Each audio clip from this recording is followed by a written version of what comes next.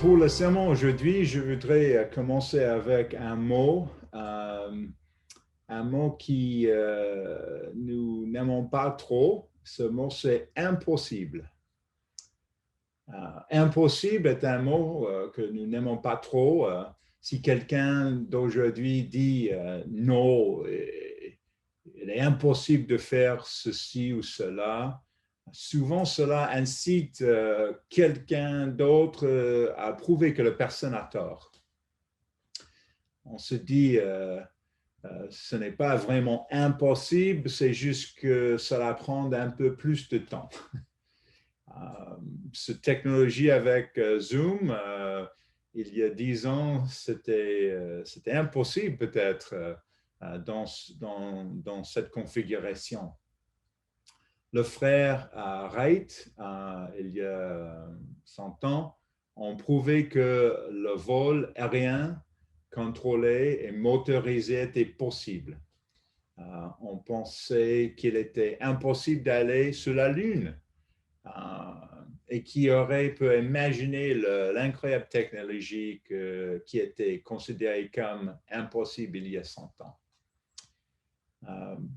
Jésus a dit dans Matthieu 19, avec Dieu, tout est possible. Et dans Luc 1, l'ange qui annonce à Marie la naissance de Jésus lui dit que rien n'est impossible à Dieu. En tant que peuple de Dieu, nous avons l'espoir et nous attendons de Dieu qu'il fasse des choses qui ne seraient pas possibles autrement.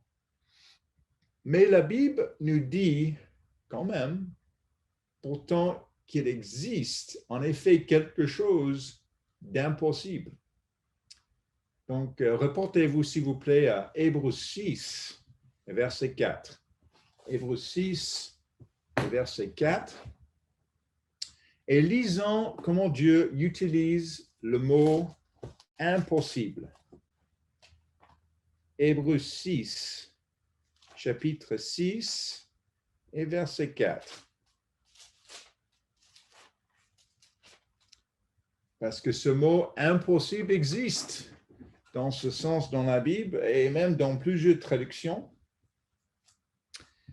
Hébreux 6 et verset 4, il dit car il est impossible que ceux qui ont été une fois éclairés, qui ont goûté le don céleste, qui ont eu part au Saint-Esprit, et verset 5, qui ont goûté la bonne parole de Dieu et les puissances du siècle à venir, et qui sont tombés, soient encore renouvelés, amenés à la repentance, puisqu'ils crucifient pour leur part le Fils de Dieu et l'exposent à l'ignominie.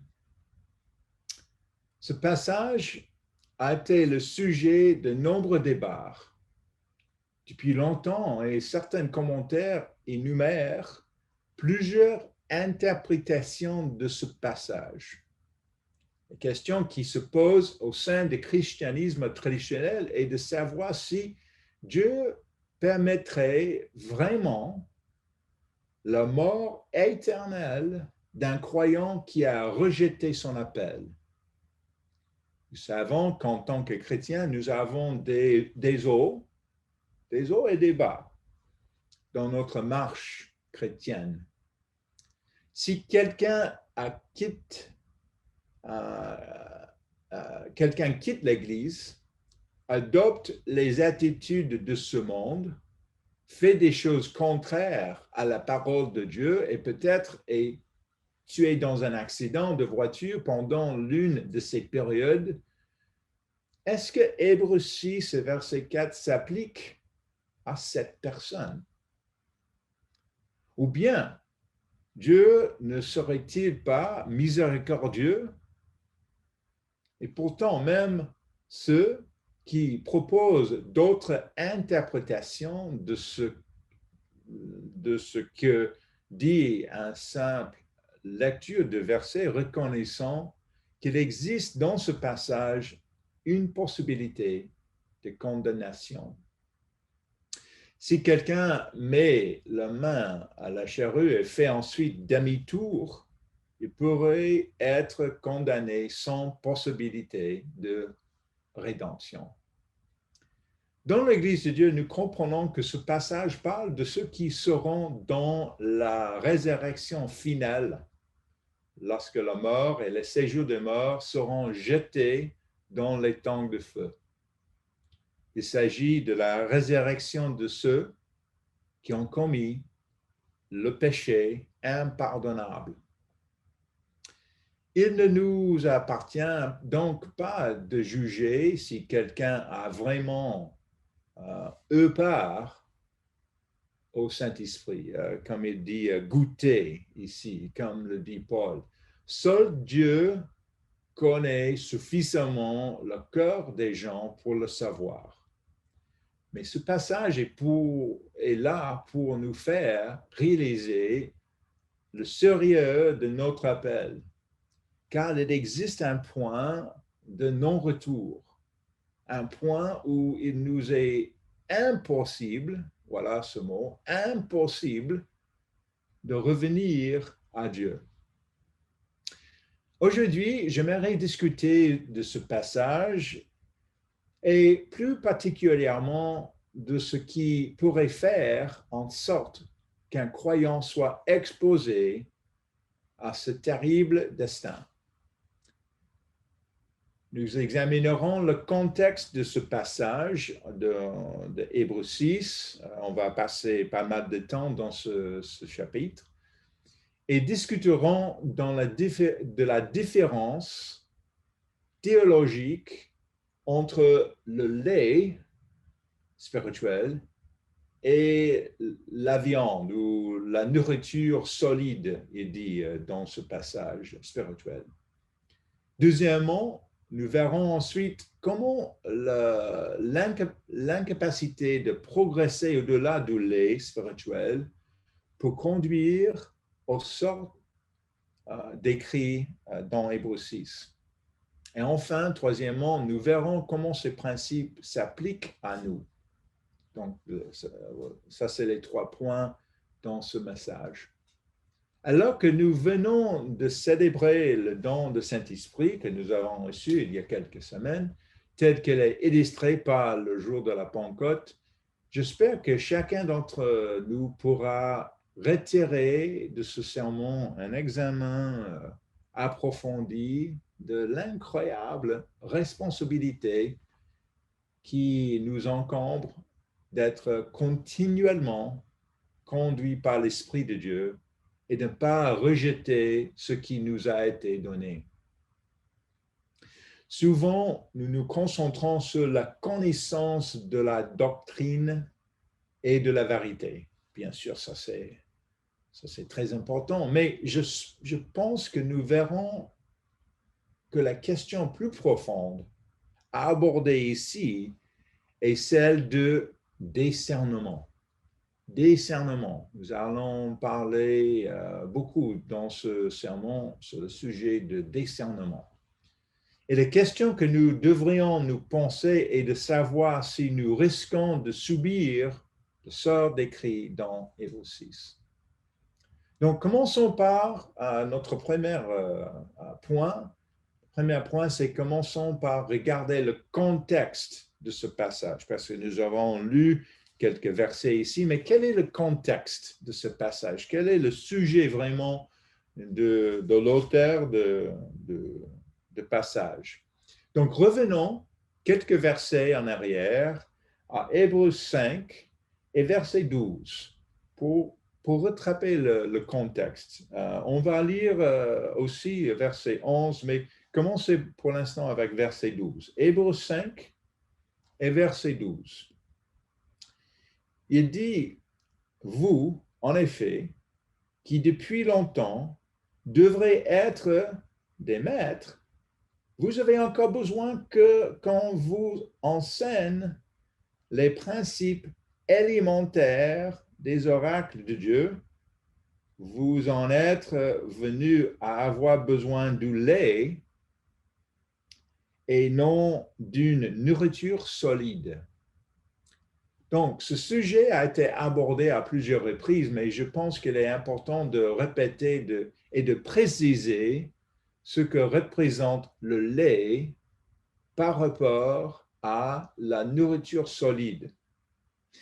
Si nous regardons de près ce verset, nous voyons qu'il est une référence au fait d'apprendre, il dit les principes élémentaires des oracles de Dieu. Qu'est-ce que ça veut dire, les principes élémentaires des oracles de Dieu?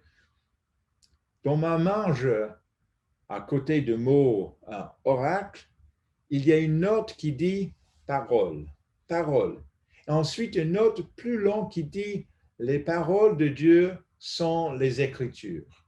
Les Écritures de l'Ancien Testament, certainement. Mais aussi, probablement, les écrits qui sont devenus, les lettres qui sont devenues plus tard le Nouveau Testament. Les principes élémentaires peuvent également être compris comme étant la base ou l'ABC. Même l'une des versions anglaises de la Bible, qui s'appelle J.B. Phillips, commence le contexte au verset 11 en disant ceci, et je vais traduire le verset de cette version en anglais. Vous pouvez regarder verset 11 dans le Louis II, dans l'autre version que vous avez, mais je vais lire dans cette version. Il dit, il y a beaucoup de choses que nous aimerions dire au sujet de ce grand sacerdoce.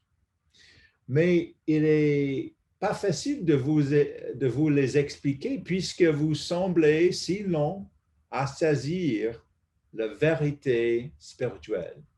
Alors que vous devrez maintenant être capable d'enseigner aux autres, vous avez même besoin d'enseigner pour vous répéter l'ABC de la révélation de Dieu aux hommes. Vous êtes devenus des gens qui ont besoin de lait et ne peuvent pas recevoir la nourriture solide. Voilà, donc dans cette version, il utilise le terme l'ABC. La nécessité d'être à nouveau enseigné, sans doute parce que nous avons oublié ces principes bibliques élémentaires, est comparé à du lait. Le lait n'est pas mauvais. Bien sûr, ce n'est pas mauvais. Au début de notre vie, le lait est notre nourriture. Le lait est bon. Tout comme les principes élémentaires de Dieu sont bons.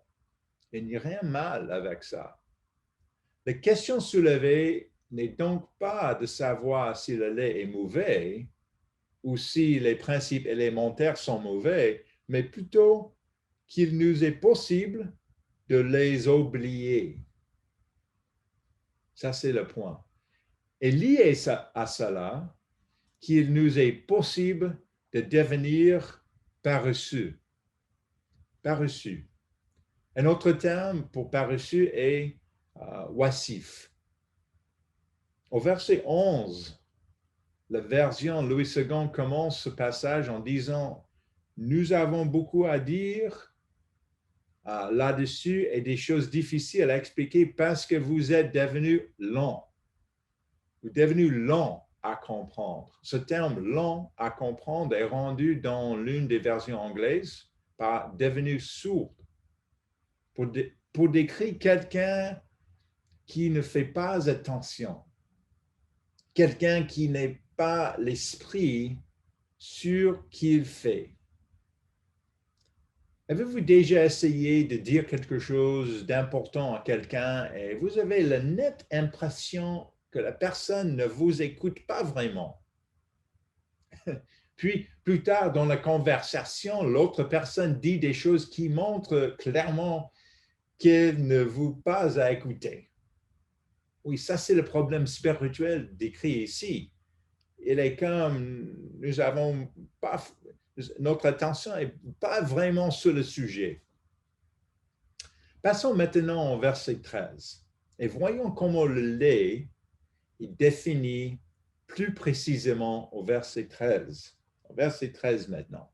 Or, quiconque en est au lait n'a pas l'expérience de la parole de justice, car il est un enfant.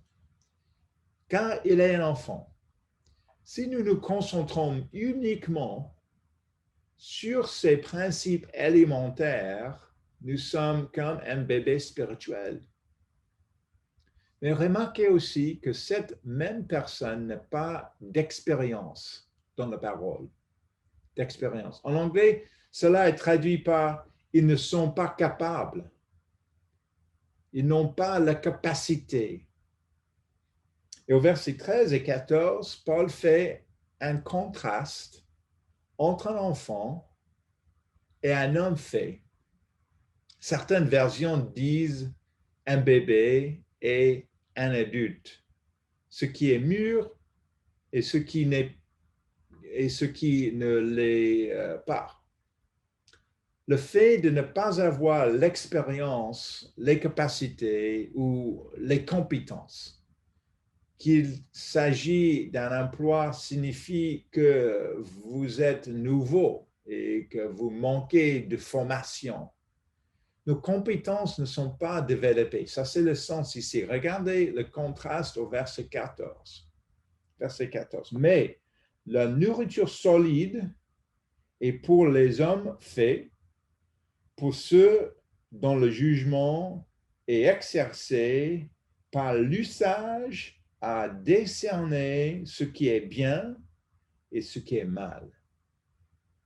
La viande ou la nourriture spirituelle, pardon, nourriture solide, est pour les personnes qui sont mûres. Elles sont mûres parce qu'elles ont dépensé leur énergie à la recherche du discernement. Il peut discerner les choses.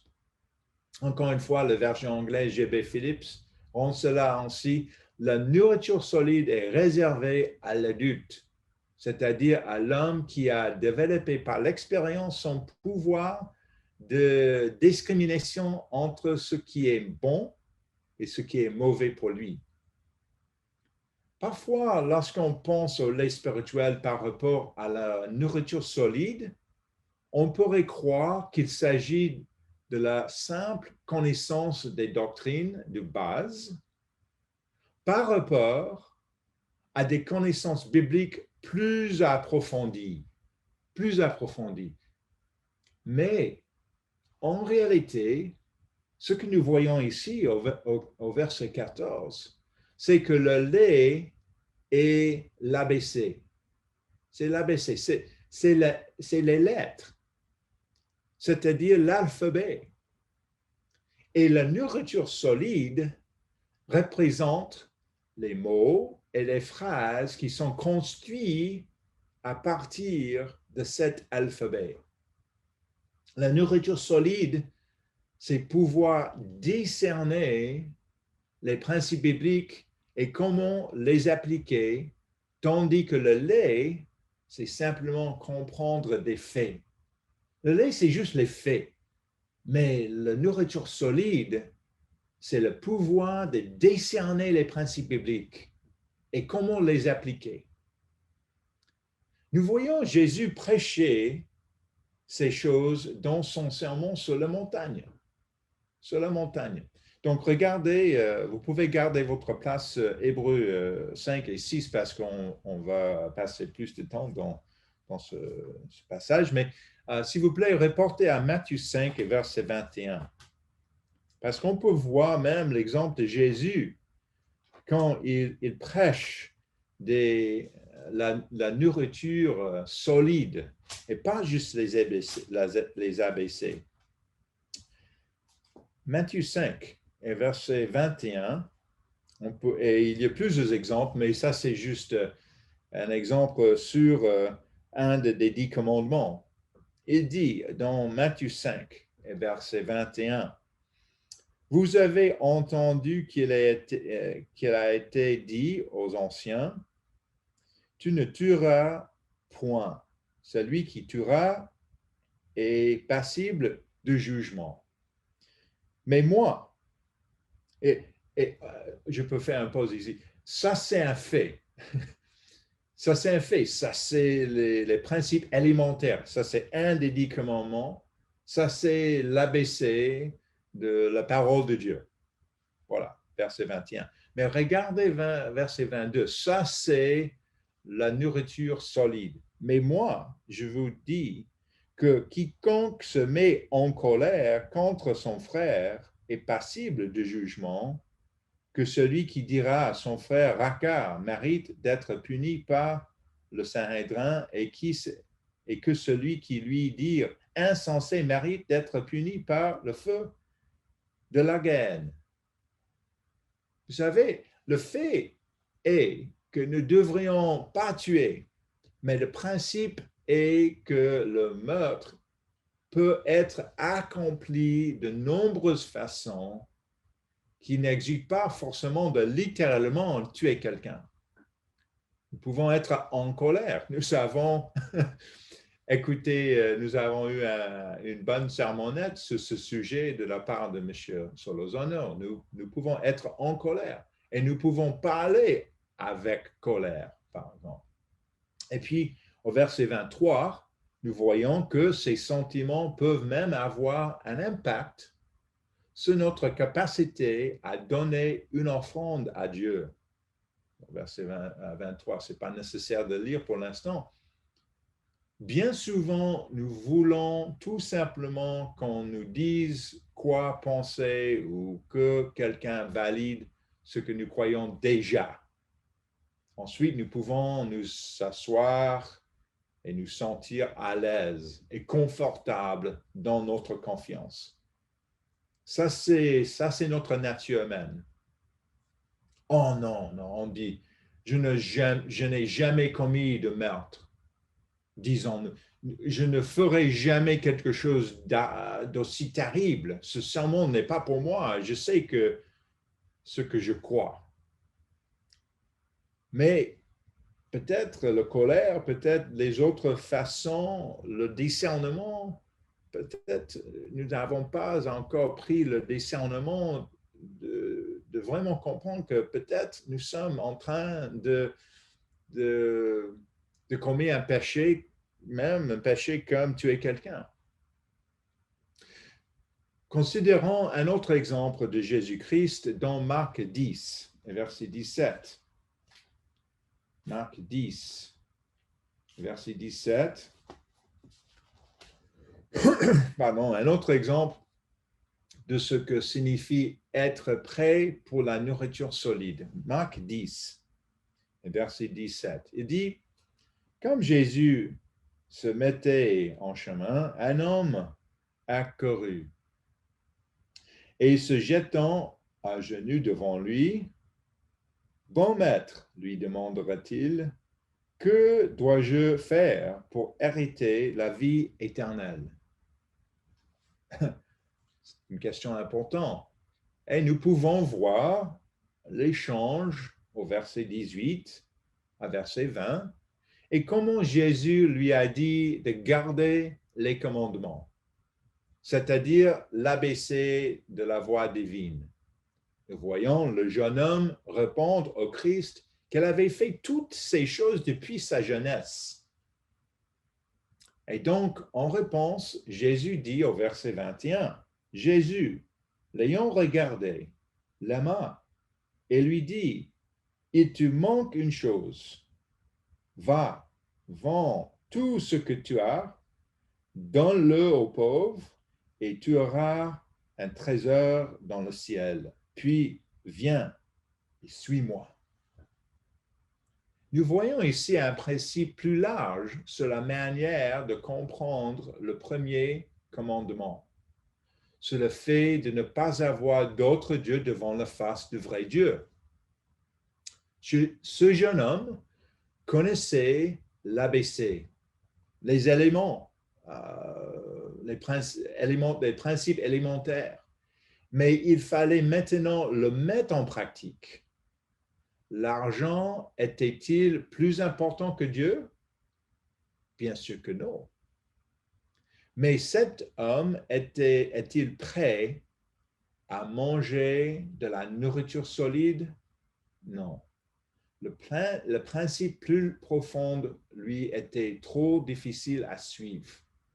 Non, il ne peut pas donner tous ses biens. Donc, l'argent est plus grand pour lui que Dieu. Ça, c'est la nourriture solide. Ça, c'est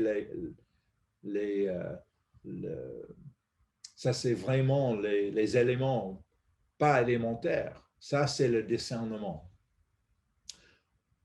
Lorsque j'étudie la théologie à l'université, j'ai suivi dans un cours sur les épîtres de Paul et l'instructeur a dit quelque chose que je n'oublierai jamais. Il dit, et j'ai mis ça dans mes notes, remercions Dieu pour les zones grises. Remercions Dieu pour les zones grises. Et je me souviens avoir pensé, pourquoi est-ce que je devrais remercier Dieu pour ça? Je me suis dit, je veux savoir ce que dit la Bible et je veux le mettre en pratique sans ambiguïté. Ça, c'était mon attitude. Pourquoi les zones grises? Et puis, l'instructeur a dit, c'est dans les zones grises que Dieu apprend où est notre cœur. Dans les zones grises que Dieu apprend où est notre cœur. Et j'ai alors réalisé qu'en effet, j'avais besoin de savoir ce que dit la Bible pour pouvoir l'appliquer dans les domaines qui ne sont pas assez clairement définis.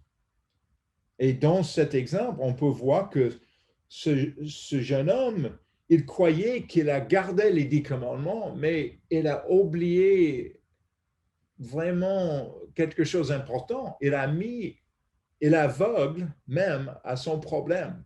Il a mis l'argent devant Dieu. Et Jésus a vu ça. C'est pourquoi il a demandé à lui de vendre tout. Par exemple, si je manque, ça c'est un exemple moderne, si je manque l'assemblée de sabbat aujourd'hui, et que demain, peut-être nous avons l'occasion de parler par téléphone, et sur le téléphone, je vous dise, oh, je suis désolé d'avoir manqué l'assemblée. Ma fête de bureau vendredi soir, c'est un peu prolongé plus tard que prévu. Et j'ai fait la grasse matinée, donc j'ai raté mon train pour arriver à l'heure. Qu'est-ce qui ne va pas dans cette déclaration? Il y a un problème dans cette déclaration. Où pouvez-vous aller dans la Bible pour identifier où se trouve le problème dans ce qui est dit ici? Quel est le problème? Et pourtant, dans cette déclaration, il y a en effet des principes bibliques qui ont été violés. Mais où? Est-ce qu'il y a quelque chose concernant un train dans la Bible? Est-ce qu'il y a quelque chose concernant une fête de travail, une fête du bureau vendredi soir? Est-ce qu'il y a des choses spécifiques dans la Bible? Non. Mais il y a des principes. Il faut discerner. Est-ce que j'ai vraiment gardé le sabbat en prenant un train? Est-ce que j'ai vraiment gardé le quatrième commandement saint quand j'étais allé dans un party, dans une fête, un vendredi soir? Il faut avoir un certain discernement. Ceci m'amène à mon deuxième point. Deuxième point dans ce sermon. Deuxième point, c'est en rester au lait spirituel peut conduire à de terribles résultats. Parce que ça, c'est le contexte d'Hébreux 6, verset 4. Revenons à Hébreux 6 maintenant, s'il vous plaît. Hébreux 6, verset 4. Verset 1. Nous avons déjà lu chapitre 5 et verset 14. Et maintenant, début du chapitre 6. Hébreux 6 et verset 1. On va continuer avec le contexte dans ce deuxième point. OK, verset 1. C'est pourquoi, laissant les éléments de parole de Christ, tendant à ce qui est parfait, sans poser de nouveau le fondement du renoncement aux œuvres mortes, de la foi en Dieu, etc. Verset 2. Donc, l'auteur nous dit alors d'aller au-delà des principes élémentaires et de tendre à la perfection, qui est parfait, il dit, ou à la maturité. La Bible du Sommeur dit tendant vers ce qui correspond au stade adulte. Au stade adulte. L'auteur fait ensuite la liste de 6 éléments fondamentaux que nous devrions maintenant avoir compris. J'ai eu quelques conversations avec des membres francophones concernant s'il y a 6 éléments ou 7, mais on peut voir pour l'instant ici 6, ce verset 1, 2, le repentir, le foi en Dieu, le baptême, l'imposition des mains, l'espoir de salut par la résurrection et enfin les inquiétudes concernant le jugement éternel. Ça, c'est 6 éléments fondamentaux.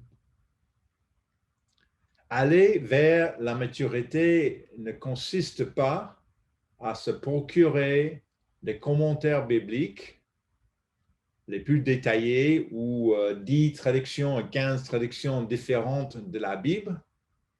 Il ne s'agit pas d'apprendre le grec ou l'hébreu. Il ne s'agit pas d'étudier dans une école biblique. Non. Comme Paul l'écrit dans 1 Corinthiens, même avec le don de prophétie et la compréhension de tous les mystères, cela n'aurait aucune importance sans l'amour.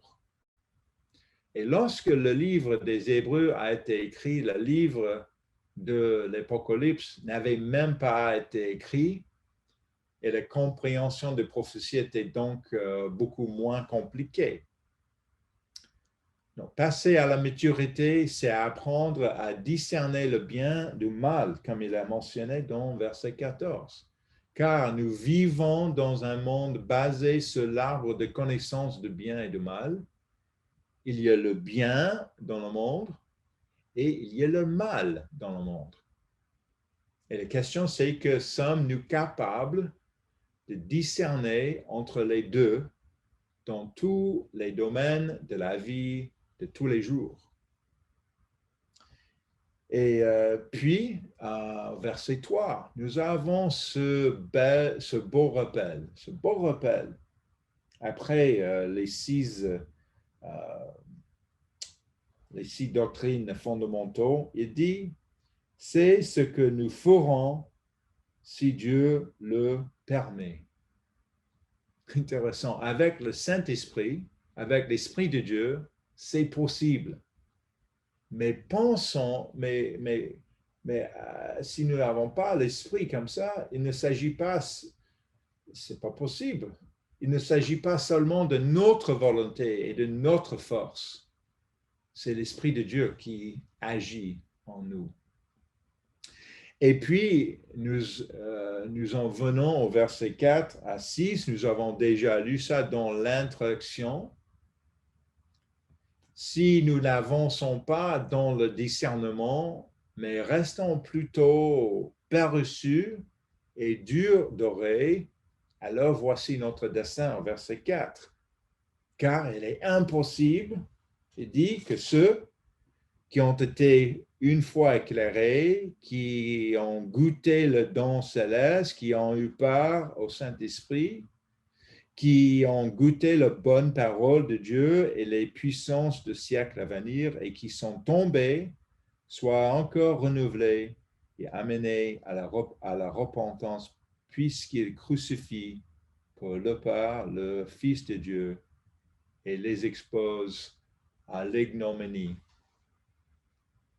Puis au verset 7 à 8, l'écrivain utilise une analogie agricole pour illustrer son propos. Donc, regarde le verset 7 maintenant. Lorsqu'une terre approuvée par le pluie qui tombe souvent sur elle produit une herbe utile à ceux pour qui elle est cultivée, elle participe à la bénédiction de Dieu. Mais, verset 8, si elle produit des épines et des chardons, elle est réprouvée et près d'être maudite, et on finit par y mettre le feu. L'idée derrière cette analogie est que le chrétien peut produire des bons fruits, mais que ce même champ chrétien de bons produits s'est ensuite transformé en épines et en ronces. Et puis au verset 9, quand pour être pas trop décourageant, on nous dit que tout va bien se passer, regardez verset 9, parce que ce sujet est lourd et il y a une certaine solennité. Il est très solennel dans un sens parce que c'est un sujet assez important. Verset 9, il dit, quoique nous parlions ainsi, bien-aimés, nous attendons pour ce qui vous concerne des choses meilleures, favorables au salut. Et verset 10, car Dieu n'est pas injuste pour oublier votre travail et l'amour que vous avez montré pour son nom, en rendant encore des services aux saints. Voilà, ça c'est notre deuxième point. Et maintenant, comment pouvons-nous donc appliquer ces principes? Quelles sont les choses qu'on peut même pratiquer cette semaine? J'ai deux choses à partager aujourd'hui pour finir ce sermon. Et la première chose, c'est de demander à Dieu la compréhension et la sagesse spirituelle et pas seulement la connaissance biblique plus académique. Il faut étudier la Bible. Il faut passer même chaque jour dans la Bible, dans les proverbes, dans les paroles de Christ, dans la loi de Dieu, dans l'Ancien Testament, dans les prophéties de Jérémie, d'Isaïe. Il faut passer le temps dans la Bible, mais il faut demander à Dieu la sagesse et la compréhension spirituelle. Donc, reportez-vous à Jacques 1 et verset 5. Jacques 1, verset 5, juste quelques pages après. On peut lire ce passage pour comprendre que même ça, c'est les choses que Jacques a dit à nous ici. Jacques 1, verset 5, il dit, si quelqu'un d'entre vous manque de sagesse, qu'il la demande à Dieu, qui donne à tout simplement et sans reproche, et elle lui sera donnée.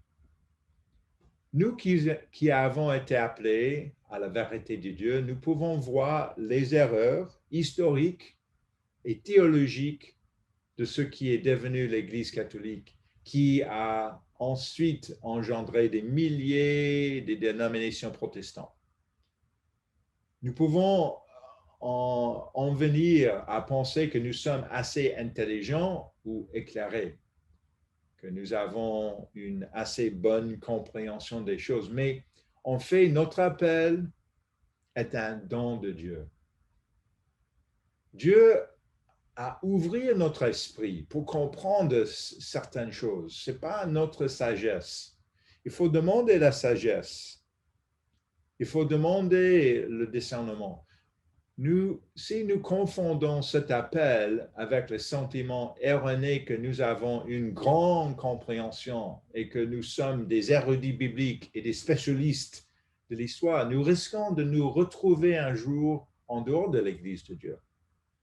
Ça, c'est notre appel. Bien sûr, nous avons chacun des dons.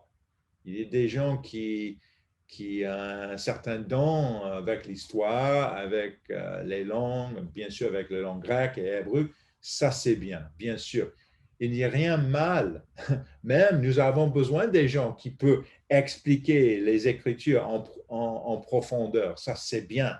Et si vous pouvez même passer plus de temps, ça, c'est bon. Mais ne confondez pas ça avec la nourriture solide. Ça, c'est pas la nourriture solide. Regardez le Proverbe 18 et verset 2. Proverbe 18 et verset 2.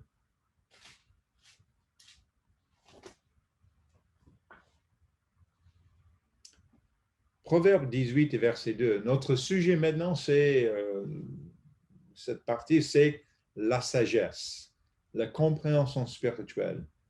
Le Proverbe 18 et verset 2, il dit, ce n'est pas à l'intelligence que l'ensensé prend plaisir, c'est à la manifestation de ses pensées. Nous pouvons aussi croire qu'en raison de notre vocation, nous avons des capacités spéciales pour nous entendre avec les autres. Nous avons effectivement une capacité spéciale à nous entendre avec les autres, mais uniquement grâce au don du Saint-Esprit de Dieu qui agit en nous. Nous devons demander à l'Esprit de Dieu de nous montrer comment nos anciennes façons de penser aux relations humaines et notre ancienne façon de réagir envers les personnes qui nous entourent doivent changer. Il faut changer. Lorsque nous sommes enfants, nous voyons les adultes et les autres personnes en général dans une certaine manière. Ça, c'est le fait. Quand nous étions jeunes, il est comme ça. Mais lorsque nous vieillissons, nous découvrons souvent qu'il nous faut changer notre façon de les voir. Nous devons réévaluer notre façon de penser à la lumière de notre statut d'adulte. De même, si nous nous appuyons sur nos idées d'il y a 10 ou 20 ans concernant les relations humaines et ce qui est important ou ce qui ne l'est pas, alors nous ne grandissons pas. Quelle erreur avons-nous commise dans la communication avec nos amis et notre famille dont nous devons nous repentir? Peut-être étions-nous corrects dans nos connaissances bibliques, mais incorrects dans notre compréhension de la dynamique humaine. Il est possible d'être correct dans une certaine façon, mais incorrect dans la manière que nous partageons nos idées. Ça, c'est la dynamique humaine. C'est pour ça qu'il faut avoir la sagesse de choisir un bon moment, de choisir les bons mots, de réagir dans une certaine façon. La deuxième chose que je voudrais partager aujourd'hui, c'est de demander le discernement. Nous avons parlé beaucoup de ce sujet, mais demander le discernement.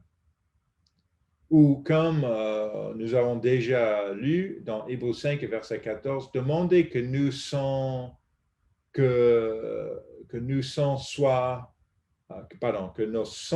soient exercés, nos sens soient exercés.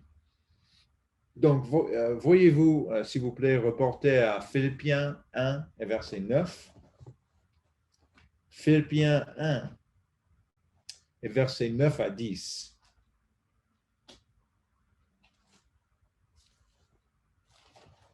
Philippiens 1 et verset 9 à 10.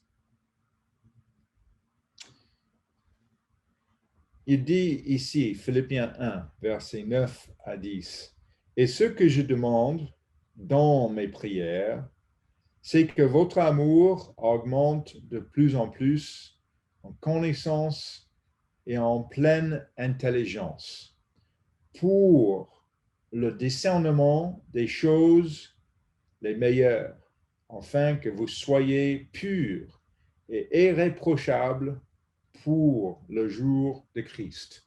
Pour le jour de Christ, pour la fin de temps, pour le retour de Christ. Le discernement. Continuez à poser des questions et à obtenir des conseils et à rechercher des informations et demander la direction de Dieu par la prière, l'étude et les jeûnes.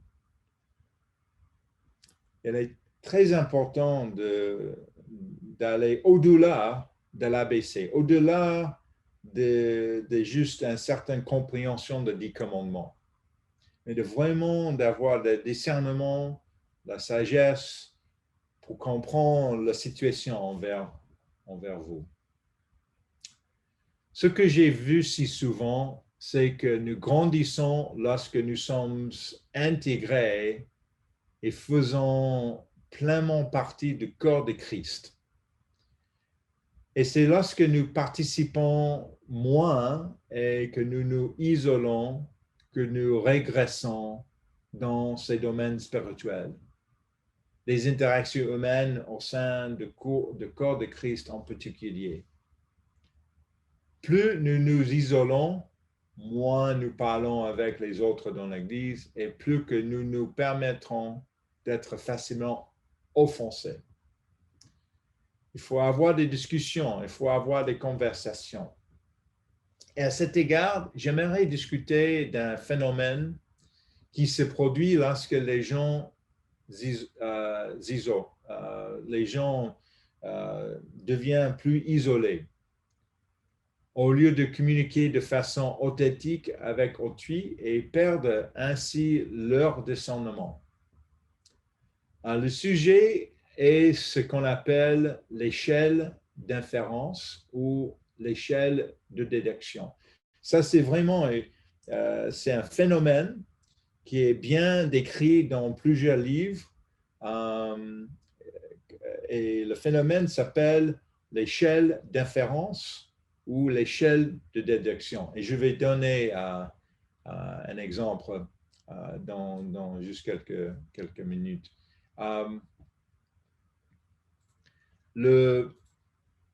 L'échelle de référence est un processus par lequel, dans une interaction avec autrui, nous déduisons quelque chose d'une situation, puis quelque chose d'autre à partir de cela, et ainsi de suite, jusqu'à ce que nous ayons créé une image complètement complète, mais peut-être complètement fausse de la situation en question dans notre esprit. Mais cela devient pour nous une réalité et nous agissons en conséquence de cette fausse perception de la réalité. Donc, je vais vous donner un exemple. Et ça vient quand nous n'exerçons pas notre discernement. Donc, un exemple. Nous pouvons dire dans notre tête, la semaine dernière, lorsque j'ai parlé avec mon amie, elle ne semblait pas intéressée par ce que je dise. Pourquoi? Intéressant. Il s'agit d'une déduction. Ce n'est pas un fait, c'est juste un sentiment basé sur une observation. Cela s'appelle une déduction. Et à partir de cette inférence, nous pouvons en créer une autre. Nous pourrons dire, je pense qu'elle a été gênée par ce que j'ai dit. Il s'agit d'une deuxième inférence basée sur la première inférence. C'est le deuxième échelon de l'échelle. Et à partir de cette inférence, nous pouvons créer une troisième inférence et penser, je parie qu'elle est en colère contre moi parce que je n'ai pas voulu l'aider avec le projet qu'elle a mentionné. Et ainsi, nous ajoutons des barreaux à l'échelle d'inférence. Et puis, nous pouvons nous dire, elle ne veut pas probablement plus être mon ami. Et finalement, nous conclurons en pensant, eh bien, si elle est comme ça, je ne serai pas son ami non plus. Et donc, à partir d'une seule observation, nous créons cette échelle d'inférence qui peut conduire à une conclusion qui pourrait être incorrecte. On fait, dans cet exemple que j'ai donné, on allait voir la personne et on lui disant, par exemple, j'ai remarqué que la dernière fois que nous avons parlé, tu étais distraite et tu ne sembles pas m'écouter. Est-ce que ça va? Donc, vous pouvez même prendre le temps d'aller vers la personne et juste demander pourquoi elle était comme ça. Vous serez sans doute positivement surpris lorsque l'autre personne reprendrait, par exemple, « Oh, je m'excuse, j'avais un terrible mal de tête. Et ce jour-là, je ne me sentais pas bien. » Voilà. Il n'y avait rien de personnel. Au lieu de faire de plus en plus de fausses déductions, il suffisait de parler simplement et ouvertement à l'autre personne, car autrement, nos déductions et nos conclusions concernant les motifs et les raisons des autres sont trop souvent incorrectes. Quelle différence? L'échelle de déduction qui arrive à une conclusion complètement incorrecte au lieu d'avoir juste une conversation. Ça, c'est un certain discernement de dire que peut-être ça, c'est une fausse déduction, peut-être c'est une fausse inférence, peut-être sera mieux pour moi juste aller avoir une conversation avec cette personne. Je dois décerner son intention, oui, mais peut-être avec une conversation avec cette personne. Et nous réagissons parfois trop facilement avec colère et en étant offensés car nous avons jugé trop vite les motivations d'autrui. Cela est souvent la cause de nombreuses offenses et démontre un manque d'amour et de discernement spirituel dans les relations humaines. En parlant gentiment et ouvertement et en posant des questions respectueuses à la personne, au lieu d'être offensé, à cause de notre échelle d'inférence, nous avons amélioré notre amitié et notre discernement parce que nous avons simplement parlé à la personne en la traitant avec respect plutôt qu'en la jugeant par ignorance. Donc, ça, c'est deux choses que nous pouvons pratiquer cette semaine. En conclusion, nous avons parlé aujourd'hui de ce qui est impossible. Il est en fait impossible à Dieu de transgresser sa loi. Pour nous, il est impossible, après que nous ayons goûté à l'amour de Dieu, ensuite rejeter ce mode de vie et que nous puissions encore entrer dans le royaume de Dieu. Pour éviter cela, nous devons aller au-delà de la simple connaissance biblique académique. Nous devons aller au-delà de l'ABC et du lait. Nous devons passer à la nourriture solide et au discernement dans nos décisions de vie de tous les jours, et en particulier dans les relations humaines.